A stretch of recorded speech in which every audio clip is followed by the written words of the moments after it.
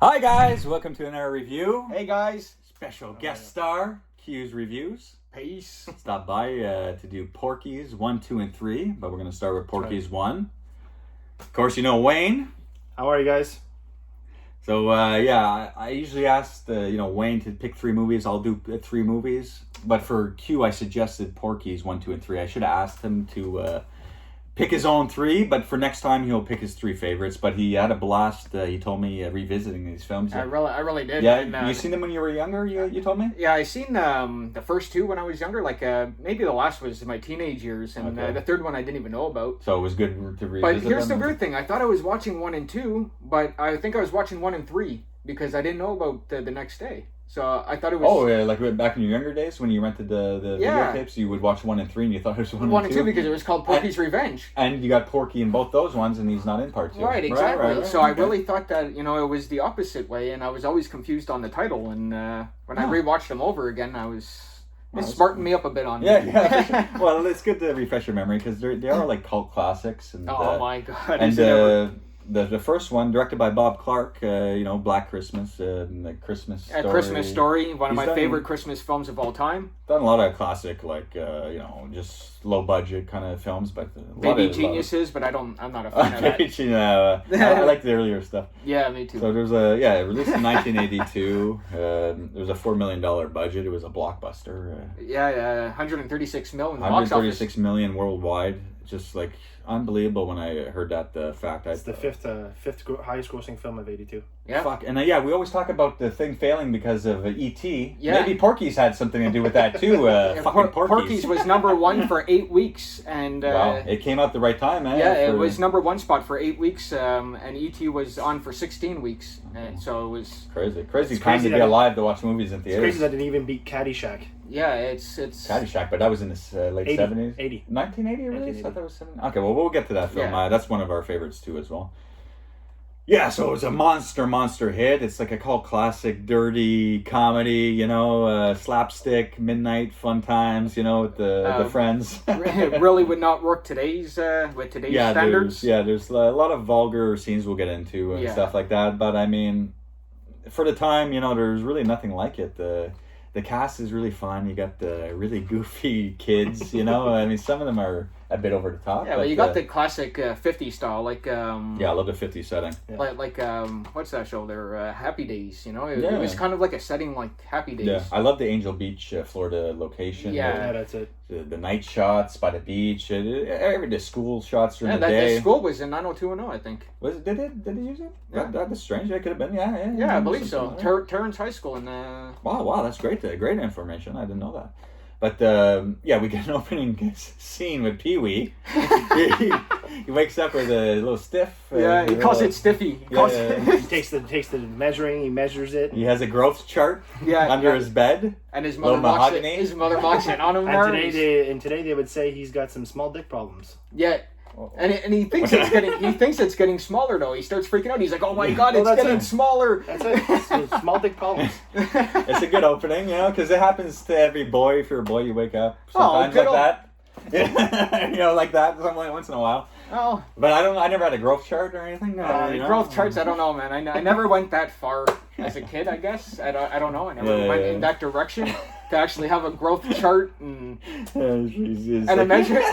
That's so great. I keep a measuring stick beside my bed. Yeah. Well, you gotta do what you gotta do sometimes. Do what you gotta do. But then we go. We get some shots at the Angel Beach School or Terrence School, whatever. Yeah, Terrence High School, I believe. And we get more of the characters, more of the cast. We get I think Mark Harrier plays Billy McCarty. Yeah. Wyatt Knight plays Tommy Turner. Dan Monahan there, Pee Wee. From the beginning shot, so you see you see him at the school. But don't they start off showing Porky's though, like that sign that? This is the opening shot, man. I love that, just that billboard. Yeah, thanks for reminding me. Get it at Porky's. Get it at Porky's. It's just a great little opening title. With the music too at the beginning, it kind of gets you in the into the mood of the movie. Early '80s movie. You're just gonna have a good time. You get the Florida Everglades scening. They're right above the water. Yeah. Movies don't have that no more. Like Halloween, at the beginning, it got you right into it because of the music. Porky's title sequence. Yeah, title sequences. I think title sequences are very important. Thing. Yeah. And like Harley Davidson and Marlboro Man. Just exactly. it just gets you ready.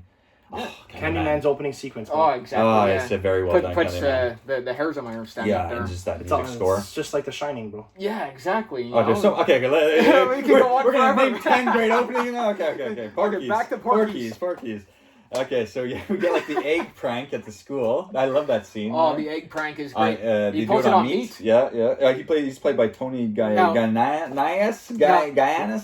He also played in The Wanderers. Wanderers, as well, which is another yeah. movie just like kind of like Grease for 50 setting. 57. Try to make this Outstanding. quick here, but the prank was one soft-boiled egg and one hard egg, and he was supposed to throw the soft egg there that breaks with the yolk and hit I almost called him meat in the head with the soft-boiled egg, but he did it the opposite way, and it was just a funny. Pee-wee splashes. You got the yolk all over it. Yeah, it's a prank gone wrong. Yeah, funny. Or right, actually, he did it on purpose. I think. Well, the guys pranked Pee-wee actually to fuck him up with the wrong egg. So were they both the? Were they? Yeah, they did. They never handed him a soft-boiled egg. Eh? They were both raw eggs. Yeah, the whole like, prank was like, to get meat.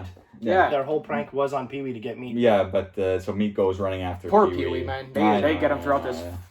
Okay, let's continue. But there's some good, there's some practicing, basketball practices in the gymnasium. We see some good coach actors. And there's one coach actor, he's with Kim Cattrall, who plays Lassie. She's in this too. Why do they call her Lassie? Yeah, but the coach Roy, boy. played by Boyd Gaines, he's funny. He's not in the other ones, but I like them in part one. Yeah. He's like, I'm only 23, guys. Don't call me a coach, call me Roy. You look a lot older than But what I find is a bit disturbing about that is just that the other coach that's with him there, that's telling him about the Lassie, Kim Cattrall's character. Yeah, that guy's egging him on though to do it. But he looks like he's 30 years old. That guy. No, he looks like he's about 48. Listen, I was gonna give him a little bit of credit. You know what I mean? I'm saying, he looks 30. You know what I mean? He's the coach that bothers me the most. He's always Yeah, laughing. he's always like laughing Saul and he's Craig. there. Forced laughter. He's the one coach and one actor in the movie that could have done without. Yeah. Especially that one scene where they're all laughing in the principal's office. Yeah, with the AP. Again, He has to hide behind the curtain to laugh. But I like the guy there beside him. They're just fucking biting his fist. But that scene is funny because of the principal played by Eric Christmas. That's right. Mr. Carter and it was funny by ball Roy, breaker though. there. Yeah, but Roy though, he's like put an APB out on the prick there. That penis had a mole on it. Okay, but that's way later. Yeah, that's a bit later. We're going ahead, guys. We got to go back a bit. But there's a Cherry Forever scene where they all want to get some action, so they get one woman for about 8 guys lined up in some crazy They're gonna run shack. a train on her. Yeah, some rundown shack that looks abandoned. In the woods somewhere. Some slumlord owns it or So something. you have all the main guys, all the big characters. Me, Pee-wee's the first one to get. Pee-wee, let's go, guys. It's like Axe is like right in frame. Everyone's laughing. Oh god. What do you use for a jock strap? A peanut and an Oh fuck yeah! You better put a board on that. That's gonna slip in, Pee-wee. He's like, I don't want to go second because if meat goes in there, reminds us. I won't even be able to touch the sides.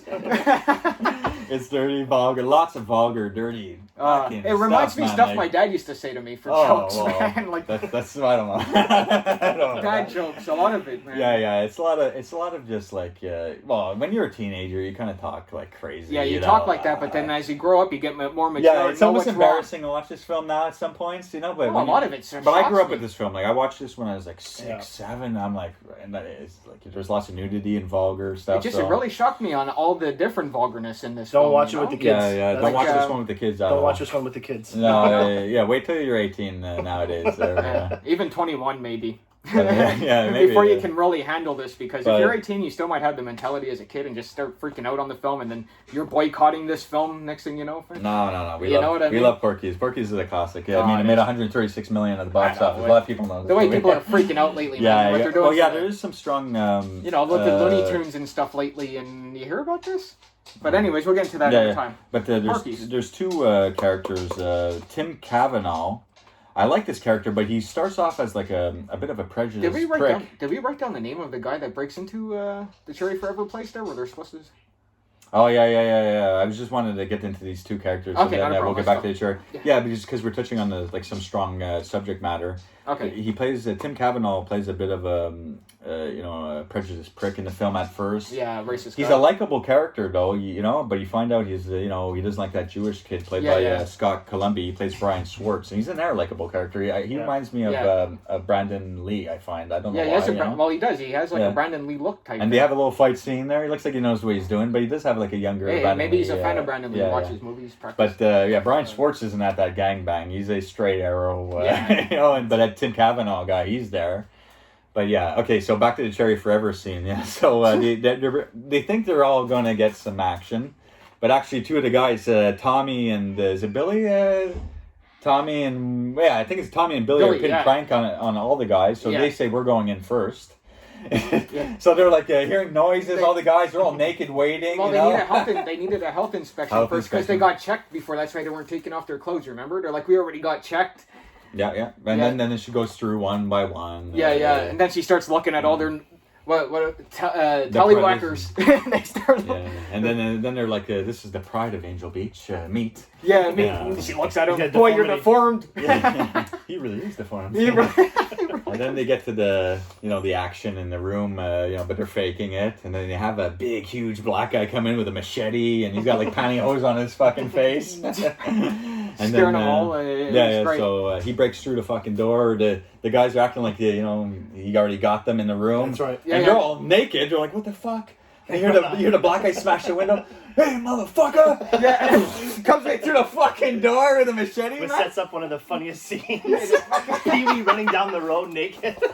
It's just like cops out enjoying their night. You know what I mean? And these look like cops that don't really, they're just enjoying their night. It's a very slow night. Slow night, you know what I mean? They don't think any action. The whitest ass in the county goes running down the road. And they're just like...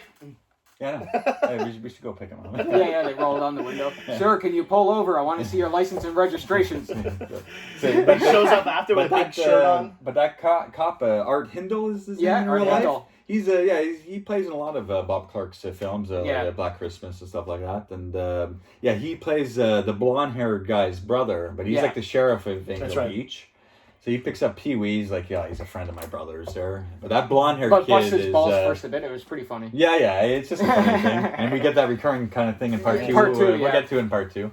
But so they let him off the hook. They give him a little cop shirt and send him on his way to the beach. And they're all bummed out that they didn't get any action. They really thought they were going to get all the same girl. Okay, I wouldn't be there, to tell you the truth. No, me neither. Doesn't interest me. But these guys in the 50s, whatever, I guess they're really raging. So they're bummed out at the beach. And I think it's the blonde guy, Jarvis, Mickey Jarvis. He plays the cop's younger brother. He's wild, He's like, he wants to go to Porky's or something. He's insane, man. He also has a racist look, though. A bit, but especially when it's not really. It's just some quick lingo. Yeah, but still, in the parking lot when they're walking at the beginning to go to their school. And then, they all go to Porky's with I think it's the same crew: Meat, Pee-wee, Tommy, Billy, and Jarvis. They're the blonde-haired kid. Mickey Jarvis. I think there's about 4 or 5 of them that go. Showing fake IDs. And that's it. But like how you were telling me, it's like you feel sorry for Porky. I do. I feel sorry for Porky because you got these rich kids just going into Porky's, and Porky, he's running an establishment.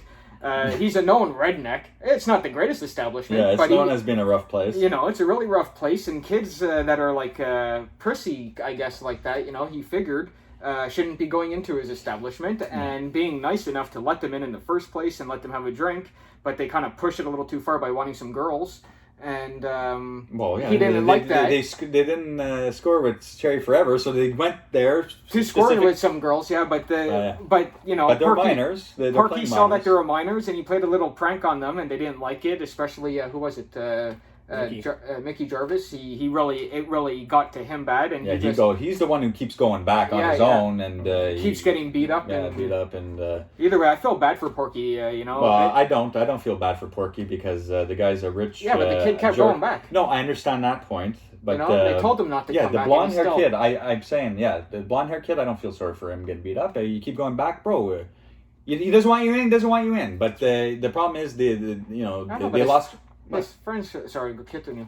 I'll kill you said how much you love Porky. I'm just saying why I don't like Porky. Yeah. Is because, he's a fun character. He's a huge bastard. He's an arsehole, though. Come on. Yeah, but why? I felt bad for him, but I don't like him. Yeah, exactly. But why they keep going back is because they're out $100, and back in the 50s, I think it's $20 each. It's quite a bit of money, So Porky takes their money. He promises them to give him a night to remember. Pulls the switch. They go down in the water. Yeah. And so the blonde guy really takes it to heart. Keeps going back. Keeps getting beat up. But the sheriff... The sheriff is Porky's brother, and he comes... the bad sheriff. The bad sheriff, yes, the bad sheriff. It's Porky's brother, and he's, he breaks the light of the car, and that's a little over excessive, Yeah, that's true. But I only got this is a man's counting. Get the fuck out! Yeah, that's true. And but the one scene we forgot to mention is the condom prank scene. Oh, it's so much fun. Giant condom. They put it over Pee-wee. Yeah, they blow it in. Tommy. He's huge. Yeah, Tommy blows. It's like 3 feet long. And he's walking around with it. He's hitting everyone in He's hitting all the girls in the butt with it, and then after he turns around and it's a bell breaker. And then it just. She looks like a California raisin. That shape. She looks like a California. She looks like Rodney Danger. She has old man legs. Yeah, that's it. She's got like scrawny legs, scrawny arms, with like a wide upper set body. Yeah, she's like a Rodney Dangerfield in drag type. Yeah, Bala View Breaker. Tommy really hates her, especially. They have a feud throughout the trilogy. But oh god. But there's a great scene too. I know that mole. There's a great scene where the coach is upstairs with Lassie in the dirty laundry room. Oh yeah. And you find out why they call her Lassie and all that stuff. And sticks a dirty sock in her mouth and cried her. But it's fuck. She gets bare naked, man. Like you see her from the side, just but over the early side. '80s stuff. And Kim Cattrall, like I guess she got typecasted as from this role. She seems to be doing that role ever since Sex and the City. Well, Big Trouble in Little China, John Carpenter gave her a break from that fucking garbage and gave her more of a better role. Yeah. But that's her calling card, is taking off her pants, I guess. So she was good in this film. But I love when Roy comes back, because the big coach is there. That's it. The white hair, and he's like, "Oh, I'm sorry, I'm late." He's like fixing his shorts. He's like, "I had a case of the Rhines." He's like, "You must have heard me out here." Yeah. He's like, "I hope you're not too attached to Angel Beach, because you're not, gonna." Pretty much, you're gonna get fired. After this tenure, you're not fucking coming back.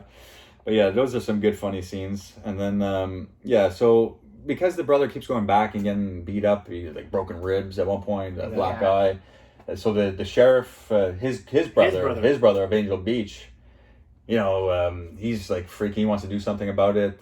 His friends are freaking out. He's like about to be in the hospital. The kid, So David comes up with a master plan. No, Brian. Brian. Yes, and. He goes, "Let me talk to you for a second. I got a good plan where you don't have to lose your job." Yeah, right. So we find out that the weirdest thing though, guys.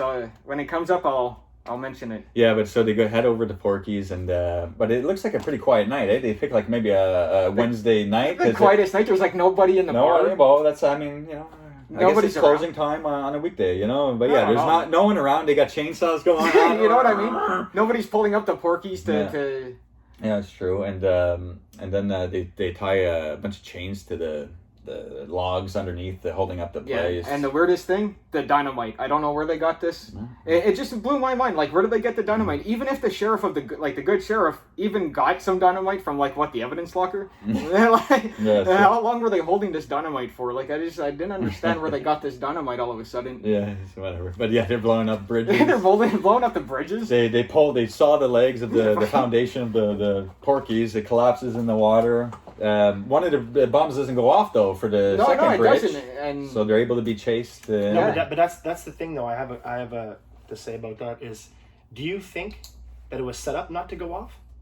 No, because Pee-wee's like fucking what the hell's going on? Okay, so then why would they need the other sheriff, the fucking marching band? But that's what I was going to bring up too. It's because Porky's not walking down. No, that's it. If that bridge would have blown up. That whole scene where the marching band and the other sheriff... It would have still worked because the cop, his brother, maybe could have fixed the cop car or whatever. I mean, I know the tires fell off. But he maybe could have got one of his car. Maybe he has his own car. We don't see where they live and everything. His sheriff, though, his bad brother, would have definitely won and got Porky. Like, hey, let's go get those fucking... You fucked up my They also fucked up his police station. It's also good they have it as a fail-safe. Vandalism, you know, like... Yeah, they fuck up. They take off the cop tires. They change the reverse. But yeah, Porky wouldn't even have been able to go through that ditch, where the bridge is all going over. He would have been stuck there. He's way too big to even get over that. But, he wouldn't be able to climb either. So yeah, if that bridge blew, it would have been a while. They would have been waiting for the parade. They'd been like, oh, maybe they're not coming, and then 2.5 hours later, you son of bitches. And then we get the ending. That would have been the starting of Porky's 2. Yeah. Waiting for Porky. Yeah, waiting for Porky. Porky 2. Waiting for Porky. And then Porky 3, Revenge of Porky. That would have been great. That would have been awesome, That would have been good. But it is a fun ending when they meet in that dark road. Another thing that kind of just was out of the blue, though, was Cherry Forever just comes out of the establishment of Porky's. You didn't know she worked for him, or you didn't she's see her complaining at the. She just barely makes it out, type thing. She almost gets crushed at the bar. Well, I guess all the. Those types of women came from Porky's, I guess. It was weird though, because you see the bar kind of collapsing on her. And then she pops out, She just pops out of a doorway all of a sudden, you think she would fall into the water, but she just comes out of this doorway that's already supposedly smashed, and it's just... And a couple funny scenes too before we ended with the ending scene that we forgot to mention was the drunk bar phone prank. Oh my god. Mike Hunt. You guys know what that sounds like, right? I don't want to really get into that much, but the girl says it several times before she catches on, and everybody in the restaurant like The Simpsons, maybe they were inspired by Porky's with that. Oh, guaranteed. They do it in The Simpsons later on. Man. But they did that a lot back in the day, a lot of prank phone calls. Fun pranks. But it's Pee Wee doing a prank on Wendy. But the meat is drunk as fuck. Oh yeah, he falls asleep in the chili. He passes out in the chili, and the cop. He's like, I never seen anybody die in a bowl of chili before. It's too much paperwork. He's like, it's too much paperwork. How do you write this shit out? But Brian, he kind of really starts fitting in with the crew because he's like officers. His girlfriend broke up with him. Yeah. He kind of smooth talks the cops, and then they're like, hey, thanks, Brian. Because during the fight, Timmy's friends, they're like, get him, Timmy. Yeah. They know his friend is prejudiced, and they don't feel the same way and everything. But it's still someone they grew up with, so he has his flaws, but they're hoping like he changes, kind of thing. Absolutely. So they even talk to Brian after the fight, and but yeah, so they all become really good friends. Even Timmy and Brian, even after the fight, they really connect. It's nice. We missed a shower scene. No, I got it right here. Oh, okay. And one of the last is the peephole scene. Oh, the peephole scene. We're keeping the best for last, folks. Yeah, that's the best for last. We're inspectors. They're looking through the peephole in the shower. Yeah. Unlicensed P. You. Move away, lardass. Yeah. Pee Wee can't see anything. Yeah. Move away, lardass. Yeah, can you move out of the way, lardass? I'm trying to see what's going on here. Yeah. I know that voice. Who is that? But then Tommy. I'm the health inspector. Yeah, Tommy. Tommy just goes off. Polly the penis. Yeah, he puts his thing. He puts his penis in the hole there, and he's like, "This is Polly the penis." You breaker. She's really going for it. Don't move. Smoke. Yeah, that's what she did right there, guys. That's what Ball Up U-Breaker did to the fucking thing. Okay, so there we go. That's what she did to Polly the penis, guys. That's how he went. And she wouldn't let go. That's how the scene exactly went right there. So yeah, she's pulling on it, and that penis had a mole on it with the principal scene. Yeah, and...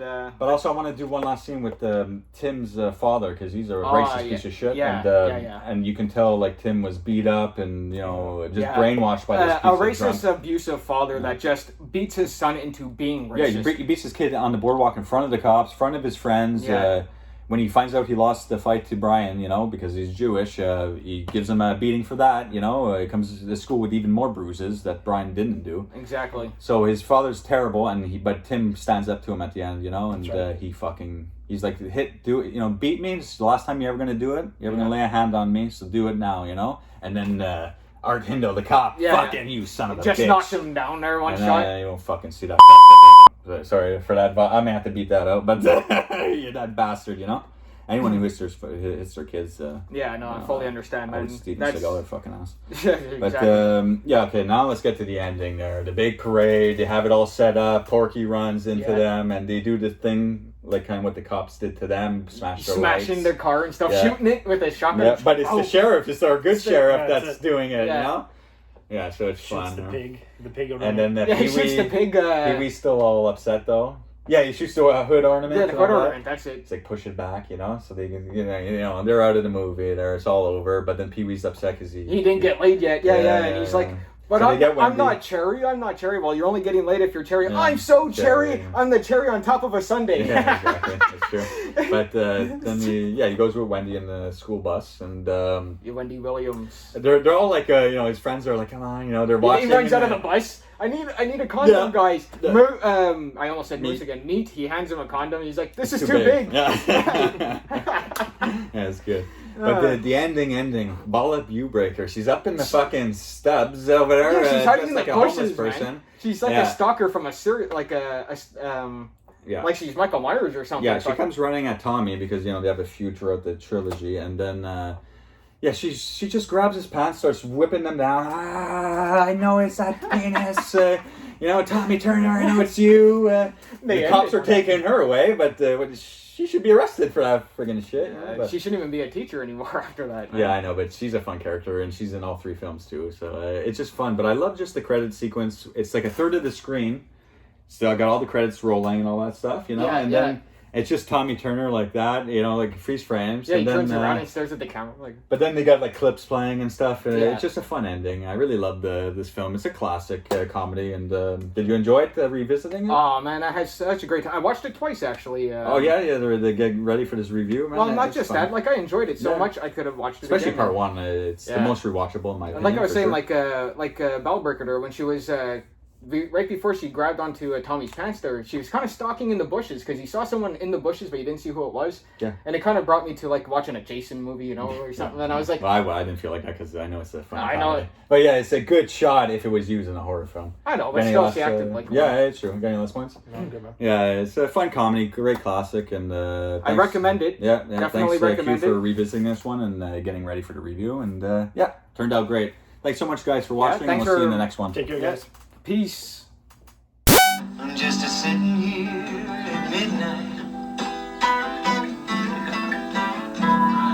and I'll be sitting here till noon. You see, my lady left me lonely. Yes, she did. Baby left me blue. The funeral is about to begin, sir. The Daigler.